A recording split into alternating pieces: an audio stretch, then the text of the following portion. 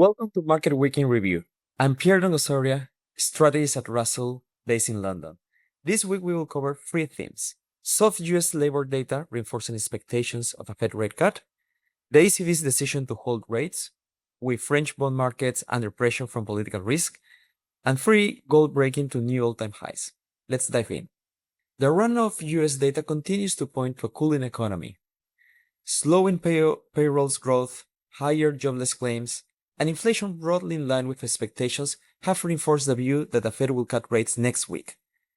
Markets are also pricing at least two more rate cuts by year-end, as the Fed tries to balance softer activity with inflation risks.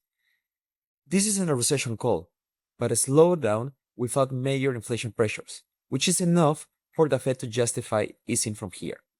In Europe, the ECB kept rates unchanged at 2%. The decision was widely expected and in line with President Christine Lagarde's wait-and-see message earlier this summer. The real story came from France. Political gridlock and concerns over fiscal discipline pushed French government bond yields briefly above those of Italy and even Greece. That's remarkable, as France has always been treated as part of the Euro core. This is a reminder that political risk can quickly translate into market risk. Meanwhile, gold surged to new all-time highs this week, outperforming year-to-date most of global assets, including equities and even Bitcoin. What's different this time is the buyer's base. In the past few years, gold demand came mostly from emerging market central banks looking to diversify away from US dollar. This recent rally looks broader, with Western investors now piling in as geopolitical tensions rise and questions around central bank independence undermine confidence in fiat currencies. So that's the week in review.